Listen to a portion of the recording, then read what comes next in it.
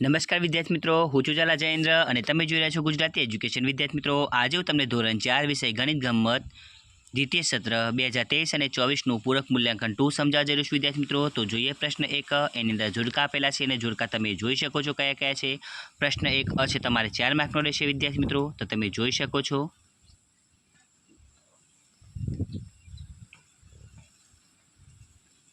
હવે બ, નીચે આપેલા વર્તુળની ત્રિજ્યા અને વ્યાસ શોધો. બ તમારે 2 માર્કનો છે વિદ્યાર્થી મિત્રો, તમે જોઈ શકો ત્રિજ્યા અને વ્યાસ કેટલી આપેલી છે.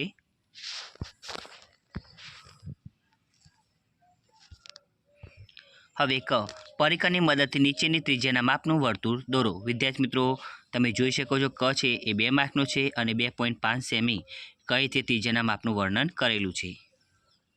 હવે પ્રશ્ન 2 નીચે આપેલી વર્તુળની આકૃતિ પરથી તેના ભાગોના નામ લખો. પ્રશ્ન 2 છે તમારે 4 માર્કનો રહેશે. તમે જોઈ શકો છો ઓ કેન્દ્ર, ઓ એ ત્રિજ્યા, ઓ બી ત્રિજ્યા, ઈડી વ્યાસ. હવે બ, સરખા ભાગ દર્શાવતી આકૃતિની નીચેના બોક્સમાં રાઈટ કરો. તો વિદ્યાર્થી મિત્રો, બ તમારે 2 માર્કનો છે, તમે જોઈ શકો છો. નંબર 1માં પહેલું છે એમાં રાઈટ કરેલું છે, નંબર 2 છે એમાં બીજા નંબરનું છે એ સાચું છે, નંબર 3માં પહેલું રાઈટ અને નંબર 4માં પણ પહેલું રાઈટ.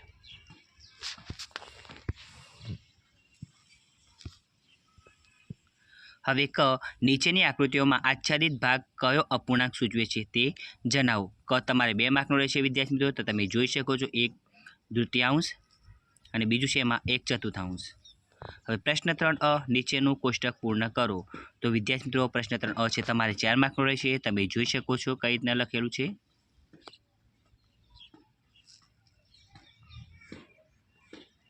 હવે બ, બાકીનું અડધું ચિત્ર દોરો. બ તમારે 2 માર્કનો રહેશે વિદ્યાર્થી મિત્રો.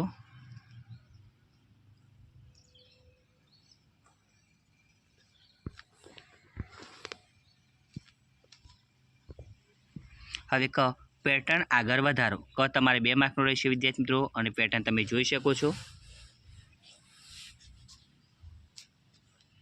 હવે પ્રશ્ન 4 માગ્યા મુજબ ગણો. ગમે તે 4 લખવાના છે અને પ્રશ્ન 4 તમારે 8 માર્કનો રહેશે અને જે પ્રમાણે આપેલું છે તમે જોઈ શકો છો.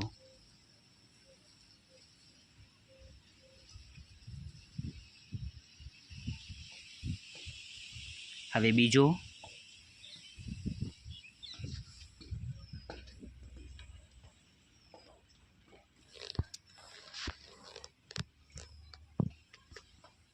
નંબર 3 નીચે આપેલી જાદુઈ પેટર્ન પ્રમાણે 2 થી 10 સુધીના અંકોને એવી રીતે ગોઠવો કે દર્શાવેલ ઊભી આડી હરોળનો અંકોનો સરવાળો 18 થાય.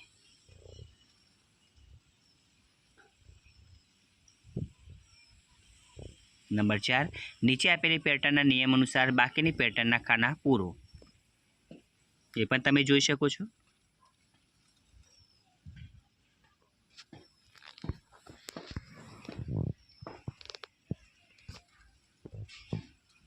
5 નીચે આપેલા જાદુઈ ત્રિકોણ પ્રમાણે 1 થી 6 સુધીના અંકોને એવી રીતે ગોઠવો કે દરેક હરોળના અંકોનો સરવાળો 12 થાય.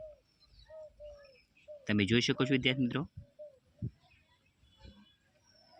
હવે પ્રશ્ન 5 સૂચના મુજબ ગણો. ગમે તે 4 લખવાના છે અને 8 માર્કનું છે. પહેલો ગુણાકાર આપેલો છે અને બીજો ભાગાકાર આપેલો છે. નંબર 3 રમા 21 દિવસ શાળામાં ગેરહાજર હોય તો તે કેટલા અઠવાડિયા ગેરહાજર છે? તો એનો પણ જવાબ તમે જોઈ શકો છો વિદ્યાર્થી મિત્રો. નંબર 4 એક નોટબુકમાં 96 પાના હોય તો આવી 8 નોટબુકના કુલ કેટલા પાના થાય? એનો પણ આન્સર તમે જોઈ શકો છો.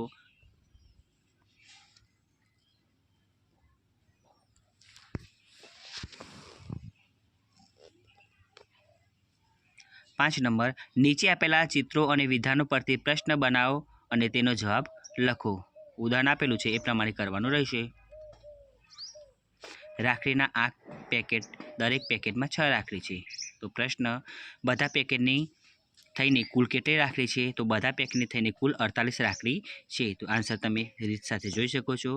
તો વિદ્યાર્થી મિત્રો, તમને અમારી આ વિડીયો પસંદ આવ્યો હોય તો વિડીયોને લાઇક કરો, કમેન્ટ કરો, શેર કરો અને સબસ્ક્રાઈબ જરૂર કરો. ધન્યવાદ.